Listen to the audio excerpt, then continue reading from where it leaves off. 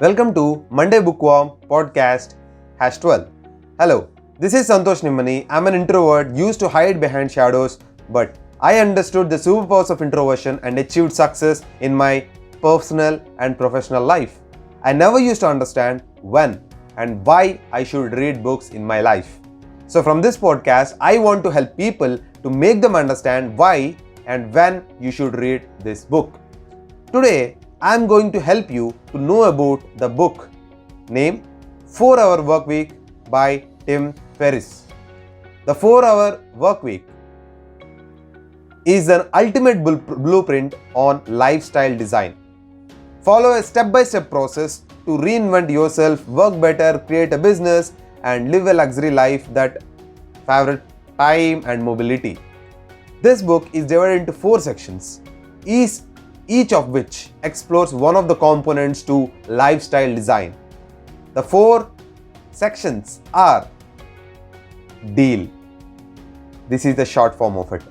DEAL means D for definition, E for elimination, A for automation, L for liberation. These are the 4 sections which are defined in this book. The first point talks about define your objectives, decides what's important, set goals, ask yourself, what do I really want? The second, eliminate, talks about eliminate distractions to free up life, free up time. Learn to be effective, not efficient. Focus on 20% of stuff that's important and ignore that 80% that isn't. Put yourself on a low information diet.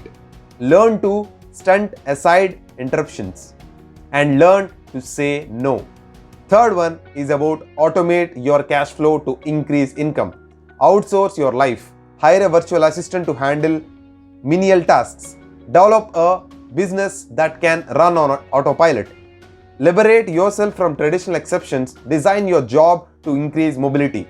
This could mean working from home, or it could mean using geographic and to take mini retirements in the countries with favorable exchange rates. Right off the bat, the book makes it clear that you should pick and choose from the material preserved within. And that's a vital part for any personality productivity book. But this exceptionally, this is the one which you can choose at the right time, which is at now. So I will give you a explanation of all these 4 sections in this particular book. Again, as I told you, first section is about definition, that is D. D is for definition in the deal. You remember the deal one? Yes. So D is for definition. So most of the section is devoted to diversing yourself from the idea of working yourself to death for a golden watch and pat on the back. Instead, you should abandon a few concepts such as retirement as a holy grail, and that absolute income is the most important thing. Relative income, that is the amount you earn per hour of work, is the most important thing in this book. There are assumptions that actually have a lot in common with books like Your Money or Your Life and the voluntary simplicity movement.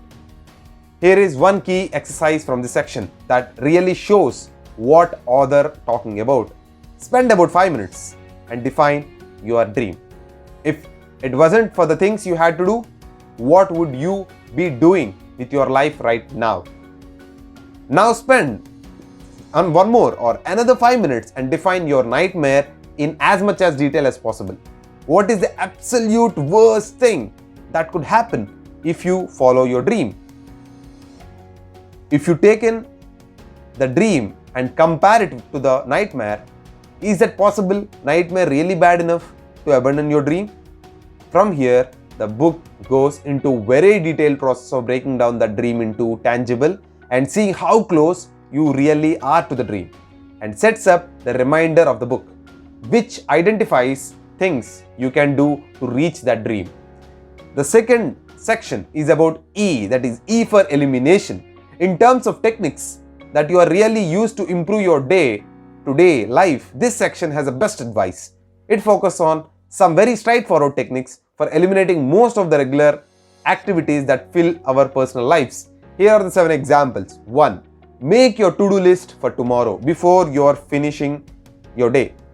When you add an item to this list, ask yourself if you would view a day as that's productive. If that's the only thing on the list that you can do or you got done, then when you start in the morning, just attack that list with vigor and knowing that all this stuff is worthwhile. Second, stop all multitasking immediately. This means when you are trying to write your email program and your instant messenger program and your web browser and just focusing on writing, nothing else. This allows you to shut down the task way faster. Third, force yourself to end your day at 4 p.m. and end your week on Thursdays. Even if you have to come in on Friday, do nothing, or even better, focus on something to develop yourself. The goal here is to learn to compress your productive time. Fourth, go on a one weekend media fast. Basically, avoid television other than 1 hour a day for enjoyment, relaxation, and non-fiction reading of any kind, including news, newspapers, magazines, and etc. etc. By the end of it, you will discover that media and information overload was giving you a mild attention defect. 5. Check email only twice a day.